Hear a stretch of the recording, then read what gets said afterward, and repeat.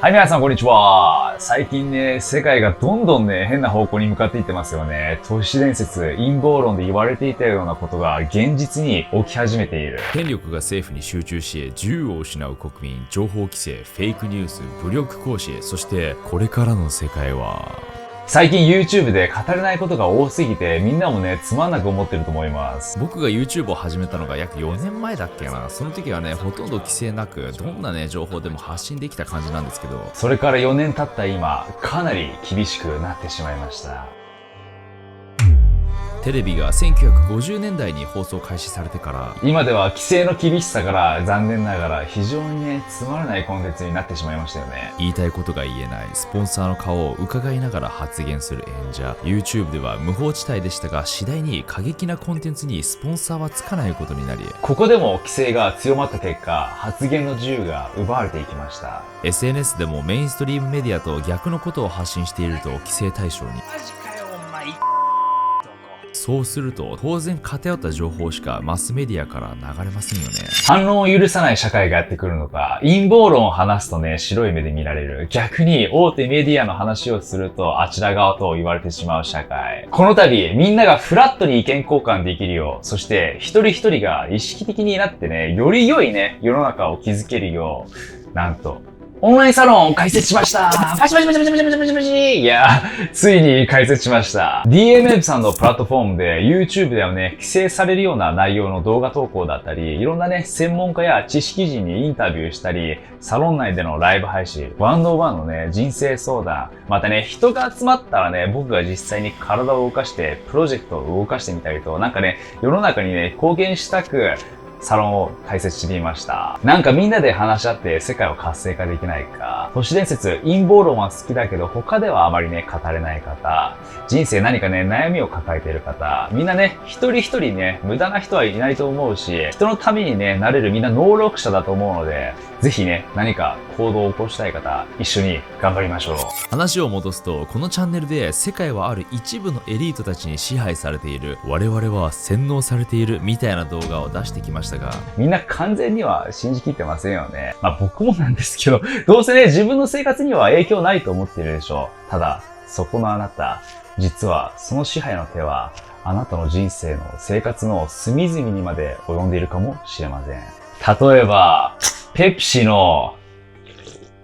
いや、うまいね。主要株主を見てみましょうか。ここで見てみると、現時点で株式の 73.93% を機関投資家が保有していることがわかります。機関投資家とは、生命保険会社、信託銀行、普通銀行、信用金庫、政府系金融機関など、大量の資金を使って株式や債券で運用を行う大口投資家のことを言います。次に、株主の内訳を見てみると、これら10名が全株式の3分の1を所有していることがわかります。それは合計すると728億ドル、日本円にすると8兆7000億円もの価値があります。さらに細かく見ていくと、こちらの上位3名がより多くの株式を保有しているのがわかります。ヴァンガードグループ、ブラックロック、ステートストリートコーポレーション。この名前よく覚えておいてください。そして次によくみんながやるね、コーラ派かね、ペプシ派か。僕はコーラ派なんですけど、ペプシの大手競争相手であるコカ・コーラ社のね、主要株主見てみましょうか。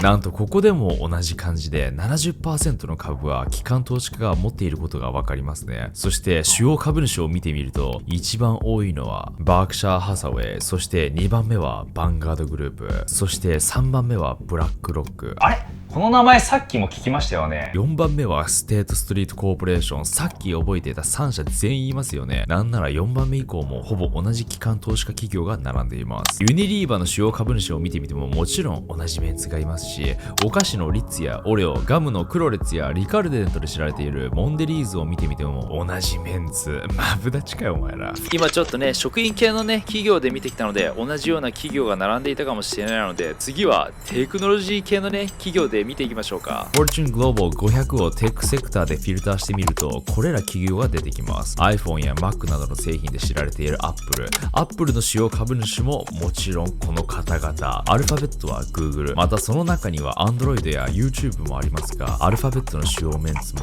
同じような主要株主が所有していますよね。どうせ結果は見えているようなもんですけど、マイクロソフトも、そしてデルももちろんメタも大体言いたいことは分かりましたよね。いや、もう一押しいきましょう。次はメディア系の企業見てみましょうか。ここがつながってたら同じような情報しか降りてこない。メディア業界で現在時価総額1位のみんな大好き Netflix。はい、こんな感じです。それでは2位のウォルト・ディズニーは、はい、コピペですかっていうぐらい同じ投資家たちが並んでいます。なんならメディアで話すと、バンガードとブラックロックはタイムワーナー、コムキャスト、ディズニー、ニュースコープ、そしてアメリカの 90% を支配する6企業のうち4企業のオーナーなんです。製薬業界だとジョンソン&ジョンソンやワクチンで話題になったファイザーやモデルナ、e コマースで1位といえばアマゾンもアメリカで人気のウォルマートも商品を支払うときに使うこれら企業もこんな感じで並べたらキリがないので、これぐらいにしておきますが、僕たちがね、日々目にしているサービスや企業の商品、これらはね、機関投資家によって所有されているんです。そして、機関投資家にももちろん株主はいます。バークシャー・ハサウェイの主要株主を見てみると、あれ、また同じようなね、機関投資家が出てきましたよね。では、ブラックロックの株主は同じメンツですね。バンガードグループについては後ほどね、解説するので、ちょっと置いといて。このような感じで、機関投資家はお互いの株を持ち合っていて、いわば巨大ネットワークのようなものを作っているのです。そしてその巨大ネットワークの頂点に立つのが先ほどから何回も出てくるブラックロックとバンガードなんです。さっきも例に挙げた地球上に存在するあらゆる企業の主要機関投資家であり、なんならそれ以外の他の機関投資家も所有しているので、実質独占しているも同然なんです。はい、これがモノポリー。正確にはアラガプリーといって河川市場、少数の供給者が市場を支配している状態なんです。少し前の記事になりますが、2017年の時点でブラックロックとバンガードの運用資産額の合計が10年も経たずに20兆ドル、約2250兆円に達する見通しと報道していて、なんならバンガードは2021年時点ですでに 7.3 兆ドル、ブラックロックも 10.1 兆ドルまで達しているので、もう20兆ドルまで目前ですよね。なんと彼らはアメリカと中国を除いて世界の各国の GDP を上回っているんです。日本の GDP がね、5兆ドルなので、どれだけね、世界にインパクトを与えてるか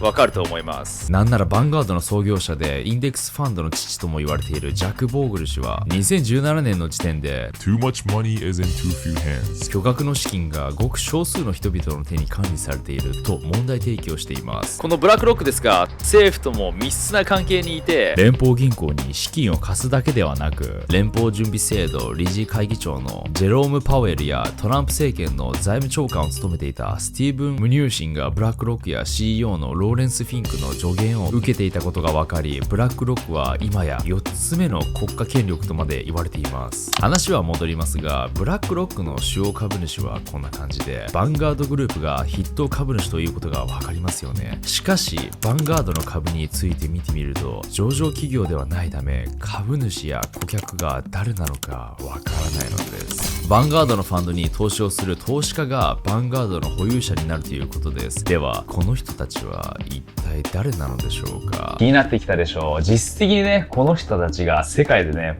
最も権力のある企業の保有者、必然的に世界で最も資産を保有している人たちになります。フォーブズによると、2021年のビリオネア、要するに個人資産10億ドル以上の億万長者は2668人。また貧困をなくすために活動する NGO であるオックスファムによると、2017年の時点で世界の富裕層の上位8名の資産が世界人口のうち経済的に恵まれていない半分にあたる36億7500万人の資産とほぼ同じだと発表していて、2022年の報告書格差が殺すでは、パンデミックによって世界の富豪トップ10人の資産が2年で2倍以上に膨らみ、逆に世界人口の 99% の収入は減っていることを明らかにしています。今さらっと言いましたけど、このデータなんかね、とてつもなく深い闇が隠れていそうですよね。この進行する格差について報告書では経済の暴力だと問題提起をしていて、各国政府は世界経済に16兆ドル、約1831兆円を投資したため株価が上昇し、昨年3月以降だけで億万長者の資産は 8.6 兆ドルから 13.8 兆ドルに増えたと。また2021年7月にはアマゾンのジェフ・ベゾス氏が宇宙船ニューシェパードで友人と宇宙旅行を楽しんでいる間、地地上では何百万人もの人々がワクチンを打てず、食料も買うことができず死んでいったと。パンデミックの間だけに増加したベゾスの資産額だけで世界中の人に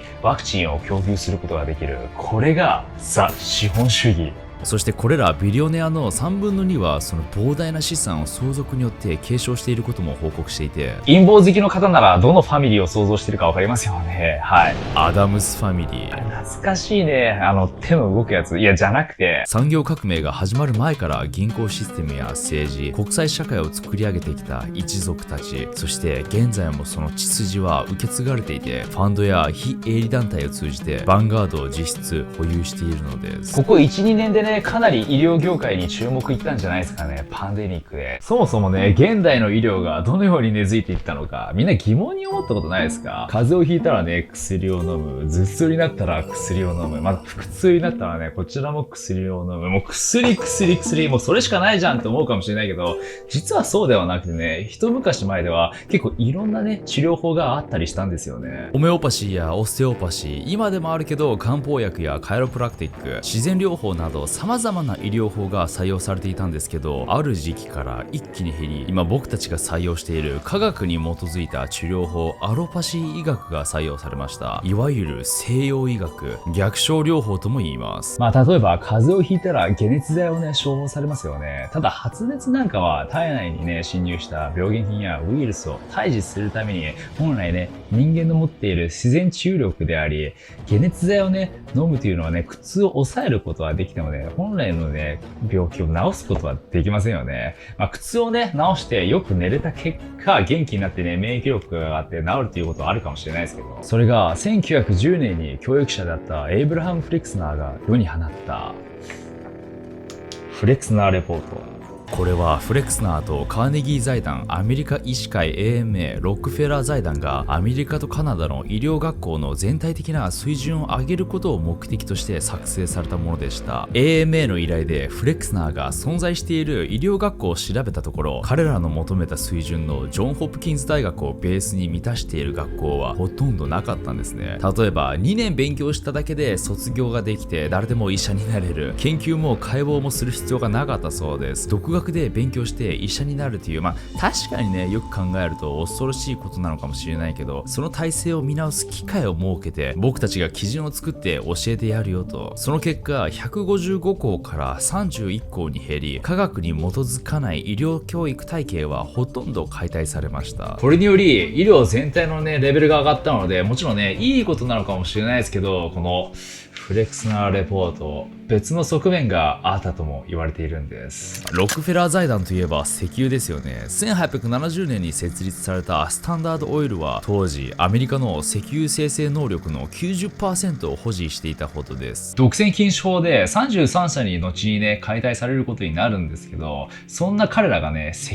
油の消費を伸ばすために目をつけたのが、石油産業から人体、医療業界へ化学薬品だと言われています。このフレックスナーレポートには石油に含まれる成分を取り出し製造した薬を用いて治療することを普及させることが書かれていたというんです。当時1900年代、石油化学製品の開発が進んでいたんですね。そこで西洋医学に加え石油をベースとした治療法を普及させることが目的だったと。確かに現代医学ではね、石油をね、使うことが多いんですよね。逆にこの医学を教える学校しか認めなかったそうなんです。ちなみに裏話、ジョン・ディ・ロックフェラー自身はホメオパシーの治療を受けていたことが知られていて、そのおかげが彼は97歳まで生きたんですね。ならなんでそんな彼がね、ホメオパシーやその他のね、医療体系をね、崩壊させてしまったのか。なんとロックフェラー財団のアドバイザーだったフレデリック・ゲイツがジョン・ディ・ロックフェラーの主張を無視して西洋医学に注目し、そこに出資したんです。ロックフェラー自身も最終的に進歩する科学にはね、逆らうことができないんだと実感したそうです。話を戻すと、そこでアメリカ医師会の AMA もアロパシーを中心とした医学を崇拝しているので、この機会にアロパシー以外の治療法を排除し、アロパシーを世界に根付かせる狙いでした。薬を使わない医学を教える学校には人が集まらず、最終的に廃校に追いやられたと。このフレックスナーレポートにより、たくさんあった医療法から現代医学である西洋をベースとしたアロパシーが主要になった。コールタール、石油化学製品しか認めないという医療の産業化か。ただ、医者じゃないのでね、詳しいことはわかりませんが、コールタール、石油化学製品から発がんやアルツハイマーなど、様々な病気を引き起こす恐れがあるとも言われています。政府の許可を得ないと医療学校を設立できない医療の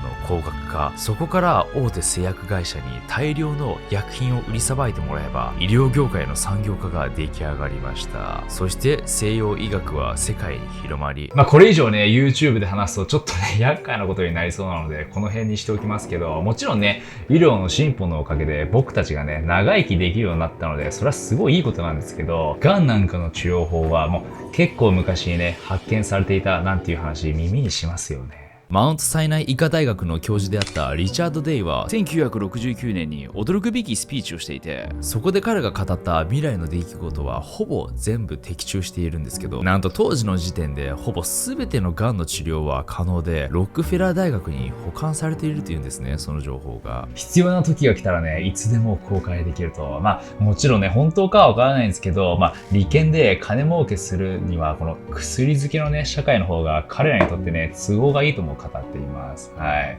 どのタイミングでね、このシステムが終わるかはわかりませんが、少なくともまだしばらくは続きそうですよね。このようにね、医療っていう本来なら産業化しない方がいいとこまで産業化して利益を求めてしまった。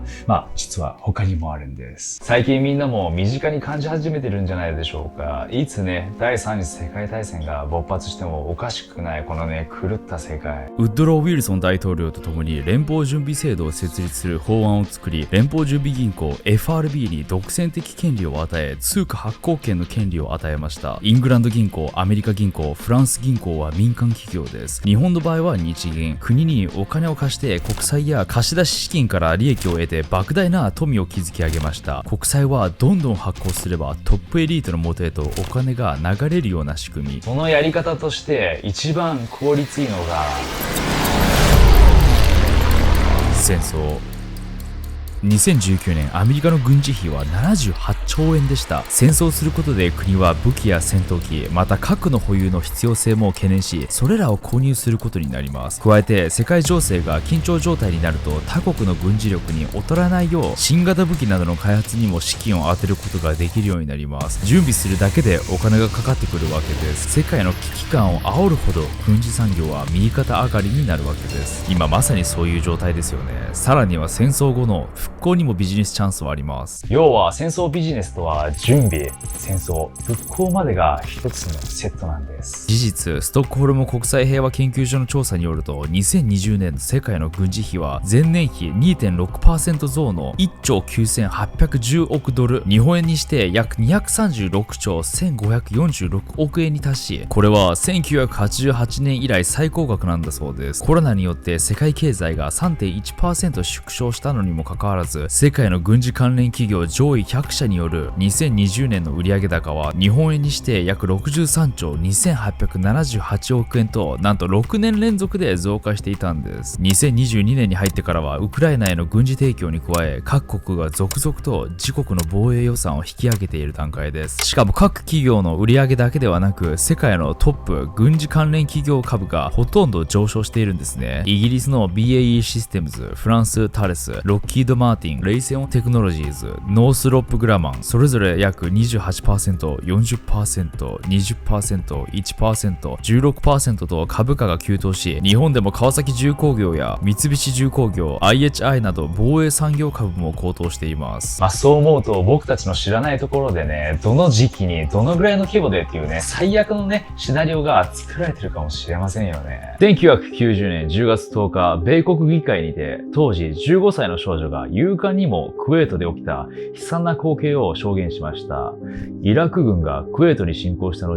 イラク兵が病院を襲った。保育器から赤ちゃんを取り出し、赤ちゃんを死なせているのを目撃した。感情的に語るナイラのその証言により、アメリカは湾岸戦争でクウェートを支持する論理的根拠が強まったんです。この出来事はクウェートが解放されるまでジョージ H.W. ブッシュ大統領により何度も引用されました。クウェートの解放後、入国を許された記者たちはこぞってクウェートの看護師や医師の多くが逃亡した時、未熟児を含む患者が死亡したと報道したんです。。ただイラク軍はこれを完全に否定。後の調査で米国議会で証言した少女ナイラの姓はアル・アバと判明。彼女はクウェート駐米大使サウド・アル・サバの娘であることが明らかになったんです。しかもナイラの証言はアメリカの広報会社ヒル&ノールトンによって作られたシナリオだったんです。要は完全に桜だったということですよね。このようにね、ビジネスチャンスを意図的にね、作っていると。実際にね、こういったことが現代起きたらみんな見抜けないですよね。じゃあ具体的に争いの裏でどのようにしてビジネス化しているのか。例えばイラク戦争でアメリカはハイテク武器を使い、イラクに向けて発射されたトマホーク巡航ミサイル1発の値段は約8000万円。イラク戦争で使われた約750発は金額に換算するとほぼ600億円にも及びました。ミサイルの受注をほぼ独占的に行ったのがレイセオン社であり、このレイセオン社はまさにロックフェラー系財団のものでした。後の2020年にはユナイテッドテクノロジーズと経営統合し、レイセオンテクノロジーズが誕生。そんなユナイテッドテクノロジーに出資しているのはナショナルシティ銀行であり、ロックフェラーの主要銀行だという話もあります。バイデンが就任してから次期防衛長官に指名されたのはロイド・オースティン。彼は世界最大の武器メーカーの一つであるレイセオンの取締役でした。実際今現在のアメリカ合衆国国防長官を務めています。テロにより経営が悪化したと思われた民間航空企業であるボーイング社やロッキード・マーチン社は戦闘機や攻撃ヘリコプター、対戦車ミサイルなど大量に受注生産することに莫大な利益を上げました。ボーイング社もロックフェラー財団の企業であり、ロッキード・マーティン社はロシュチャイルド系の企業になります。これが準備と実践で得られる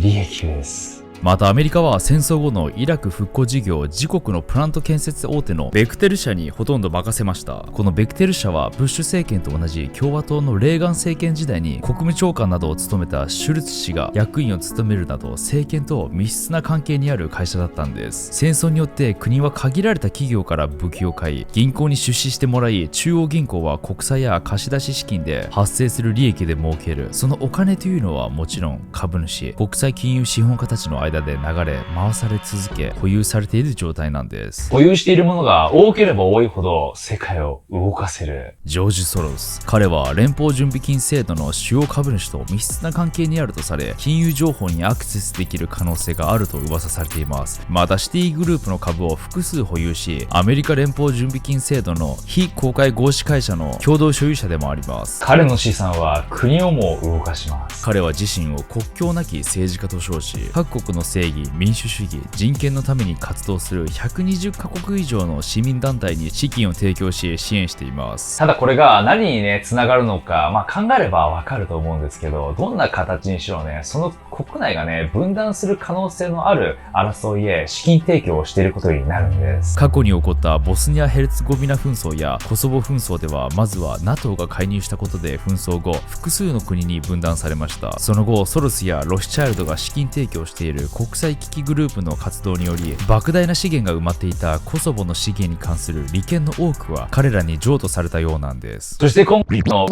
問題のにも、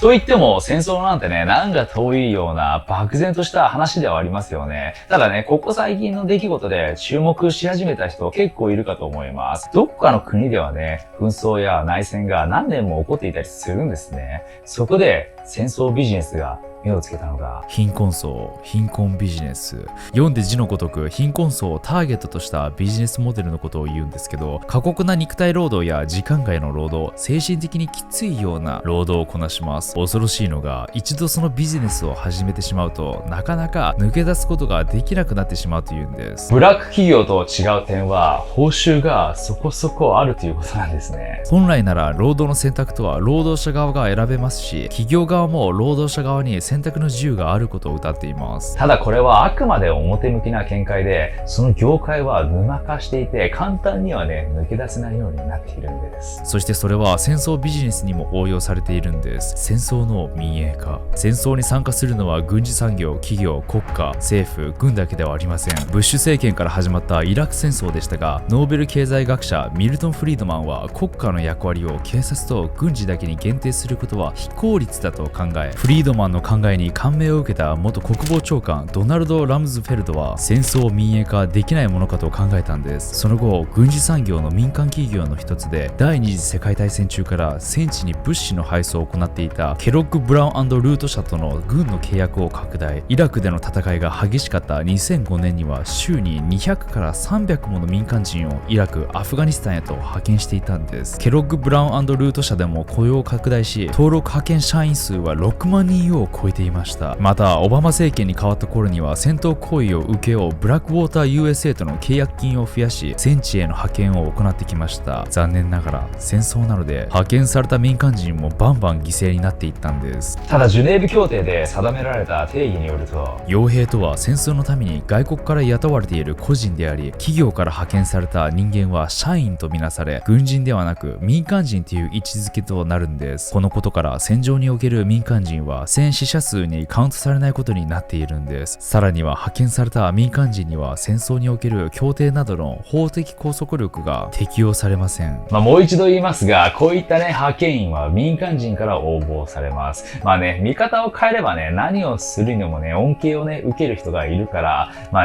利益を受けた人が何でもかんでもね、悪いというわけではありませんが、僕たちのこの利用している経済的交換システムが、毎年数百万人の死へと繋がっているのは確かです。世界共通の認識で生活がね、ガラッと変わってしまいましたよね。パンデミックで感染拡大により経済成長、雇用、格差社会、生活、また長期的問題であった気候変動や資源、エネルギー問題など様々な問題を抱えたままコロナが訪れたので、新たな問題に対処する余裕が今の社会にはありませんでした。パンデミックで労働者の不平等がさらに広がりました。家からリモートワークを行える人とそうでない人、コロナが登場し約2ヶ月で3600万人ものアメリカ人が職を失いました。10年積み上げてきた雇用が一瞬にして失われたことになります。現在世界で約7億人が貧困層です。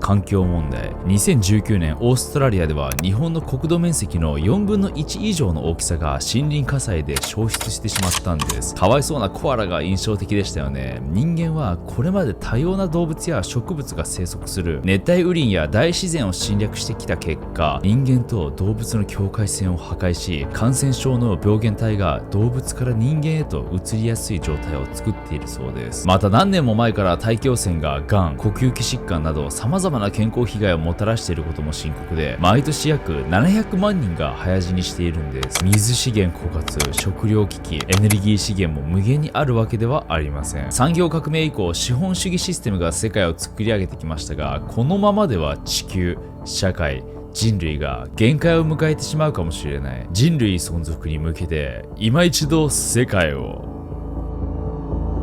リセット。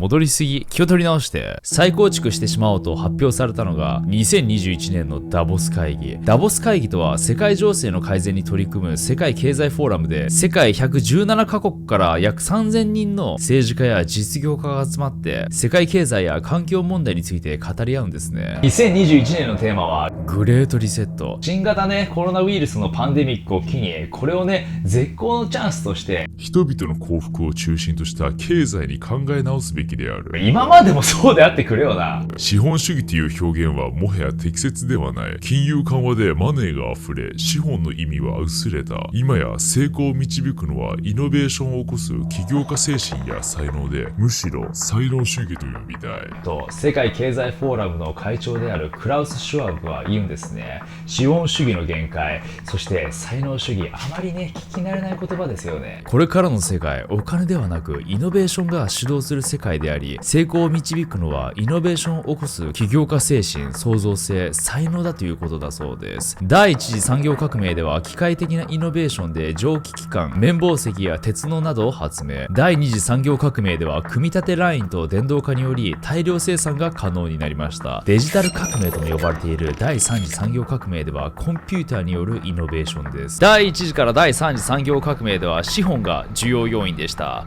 それではこれから来る第4次産業革命では、僕たちが未だかつて体験したことのない速さ、スケール、力で変化が訪れます。人類の本質に触れる体験、ナノテクノロジー、脳の研究、3D プリンター、IoT、人工知能などの技術が今までにない現実を作り出します。 One of the features of this fourth industrial revolution is that it doesn't change what we are doing, but it changes us. イノベーションと多様な集まりが求められると言います。どういうこと？質より量だったのに対して量より質になるっていうことですかね。わからんけど。パンデミックによって本当に価値があるものは何かを冷静に見つめ直す機会が訪れました。幸福かどうかを左右するのは物的消費の多さよりも利用可能な医療サービスの充実度や社会構造だと気づけば、より多くの人々が環境を尊重し、他人に優しい立ち回りをするんじゃないかと。Build back better. Build back better. Build back better. Build it back better. Build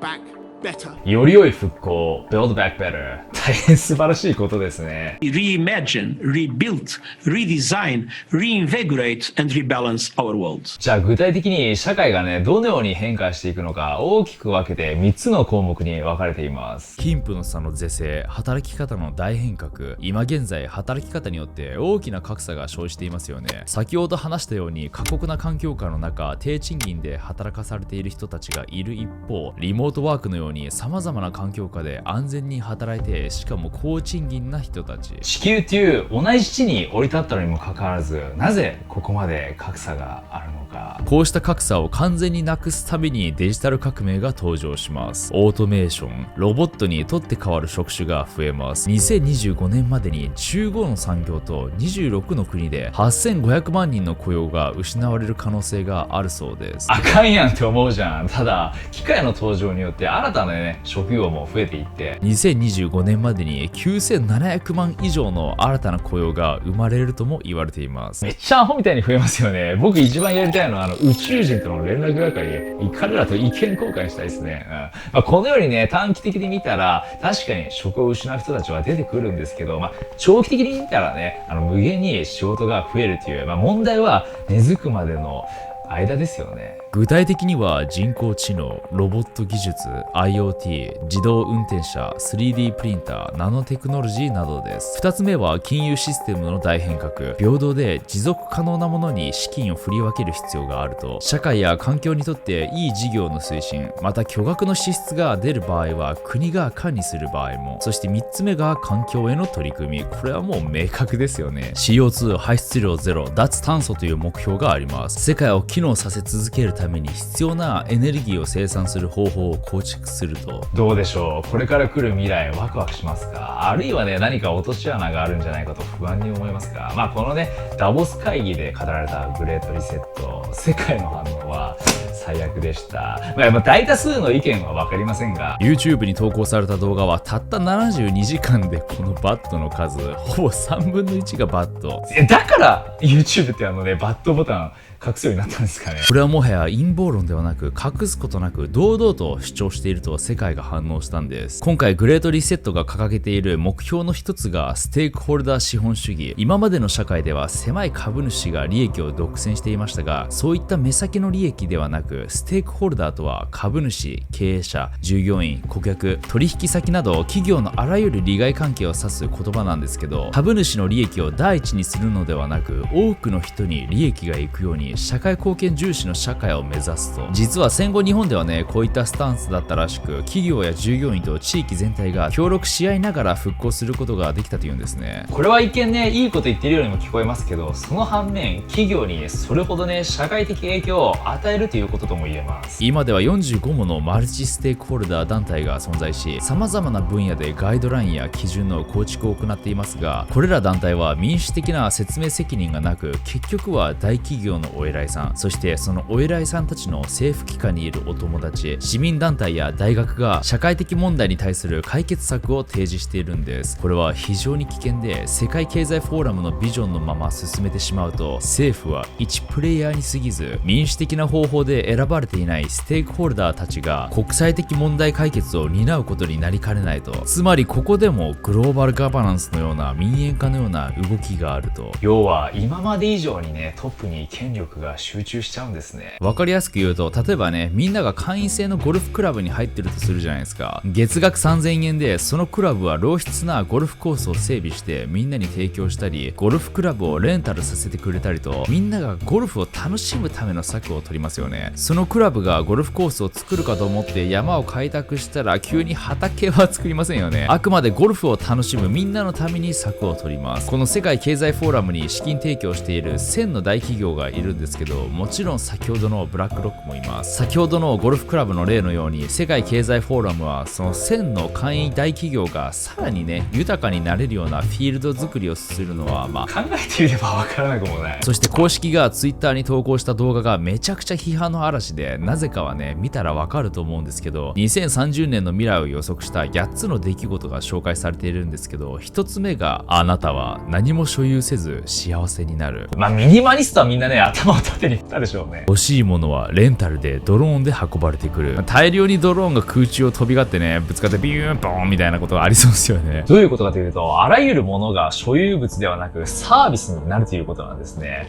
では、そのものは誰が所有するのか。世界経済フォーラムのサイトにも記載されている記事に、第4次産業革命にはマルクス主義の要素が必要だというんです。マルクス主義といえば社会主義や共産主義のことです。トップが利益を管理し、全ての人に平等な分配を。今世界でその流れが来ていると言われているんですね。例えばコバックスっていうガビアライアンス、WHO、セピがタッグになって貧困層など世界中の人に平等にワクチンをね、接種させようとするプロジェクト。大変素晴らしいことですね。パンデミックで各国の政府は数兆ドルものね、景気刺激を発表しました。国民への現金給付や社会福祉の拡大、住宅ローン支払いの猶予など、もちろんね、国民のためのサービスとしてはね、ありがたいことなんですけど、見方を変えれば政府の役割を拡大させていることでもあると。例えばベーシックインカム、みんな最近よくね、耳にするようになりましたよね。国が全ての人に無条件で最低限の生活を営むのに必要な現金を支給する社会保障制度です。今後死ぬまで毎月10万支給されるってなったら、みんな、うわー最高ってなりますよね。誰でもなると思うんですけど、ただ、ここでね、気づかなきゃいけないことがあって、相手から何かをもらうということは、それに頼るということですよね。そのシステムを崇拝するようになってしまうかもしれないという。無条件といえど、社会が求めない思想、価値観、行動しているだけで規制をかけられる時代。お金を受け取るには、社会の求めた価値観、思想、信用が必要になってくるかもしれません。自由を得られているようで、実は自由を奪われている。制限がかけられているという意見も実はあるんです。資産はトップに集中、権力もトップに集中、思想も価値観もトップに集中。昔から今も世界を支配し続ける氷山の一角に、多くの人が成し遂げようと夢見た野望、世界統一。あらゆる思想、宗教がなくなり、デジタル化により全ての人を完全にね、管理することができる完全監視社会です。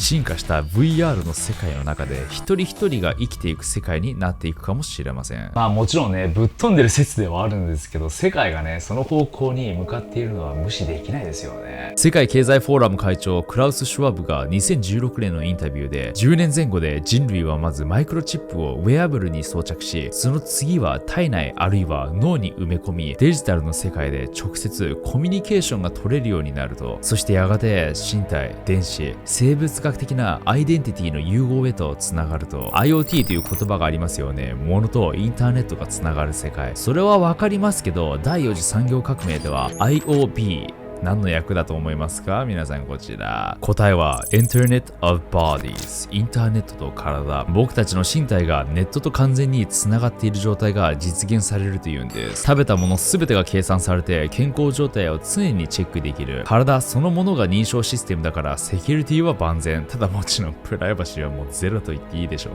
ね。どこに行ってもトラッキングされて浮気とか一瞬でバレると思いますよ。いやマジ冗談なしで。そして Facebook が社名をメタに変更したことで世界がその方向へと舵を切り始めました。みんながメタの世界を体験している間、トップエリートたちは物理世界を独占し世界を動かしていくのかもしれません。正直ね、どんな世界になるのか僕もね具体的にはわからないんですけど、もっとね飛躍した説では早友さんと話してて、いやえげつない未来が来るなと思ったのが、全てのやり取りがデジタル化した状態、あらゆる僕らの精神とか肉体の情報がクラウドに入った状態ってアカシックレコードなんですよ。でこれらが人の過去現在未来感情全てがその場に統一の世界の中に保存されてるって話は先頭に戻りますけど、多分あの世です。全員の感情とか意識っていうのが現在進行形でクラウドに保存されてるってことは、その人たちの未来っていうのはすでに 100% 予想がされてるってことなんでできちゃうってことっすよね。できちゃうんですよ。だからもう全部のパターンをそうなんですあれば、横並びの何形と並ぶ世界も前と後ろにある未来と過去も全部がそのクラウドの中に介在するっていう状態が出来上がるんで、人間は今必死になってあの世を作ってる。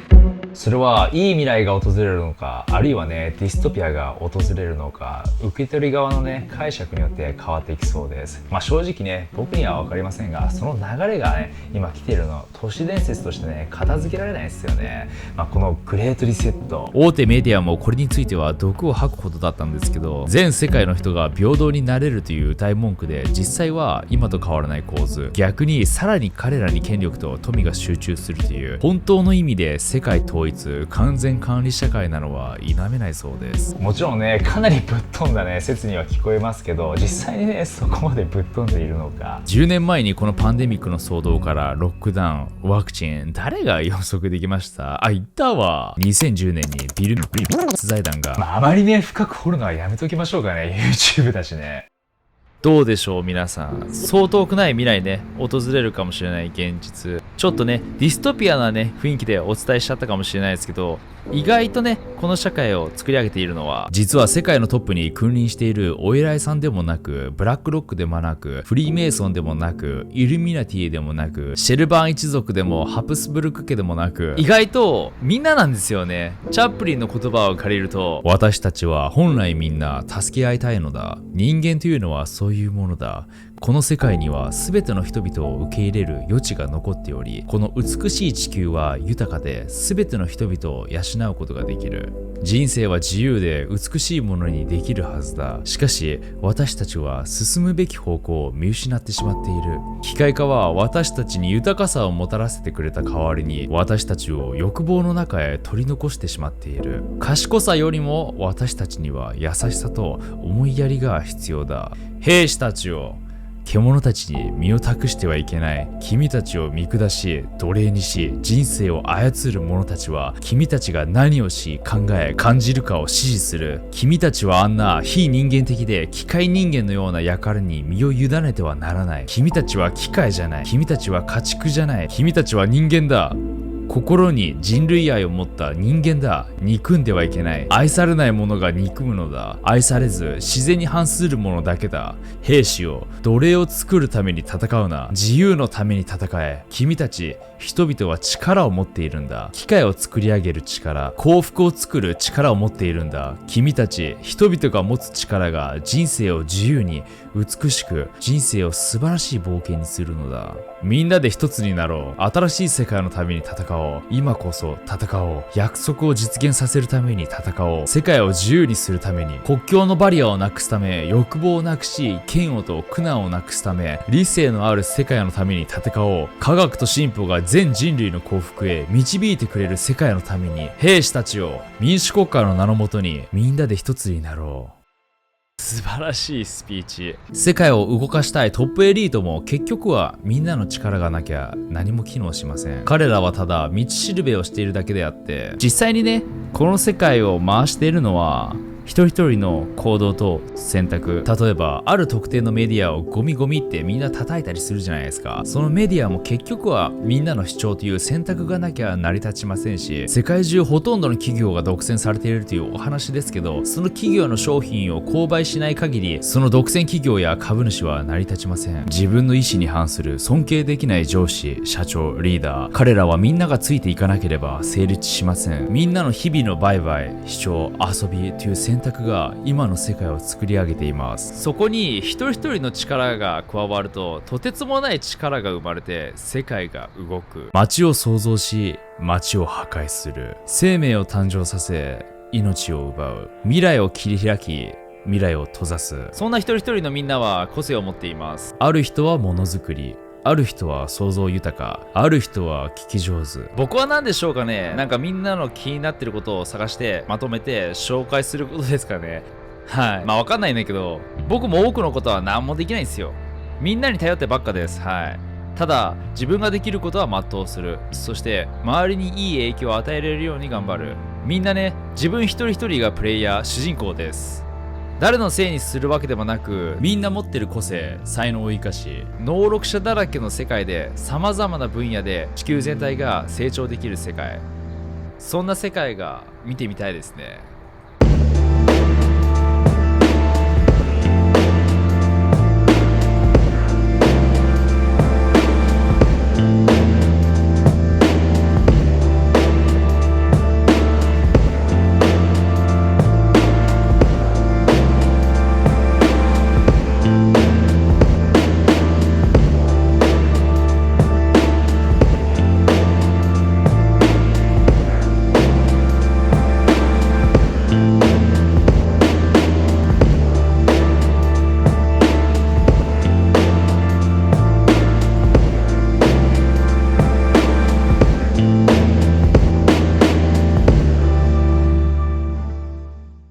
今まで話してきたことはただの都市伝説、陰謀論ですよ。冗談ですよ、皆さん。すべて忘れてください。それでは皆さんご視聴ありがとうございました。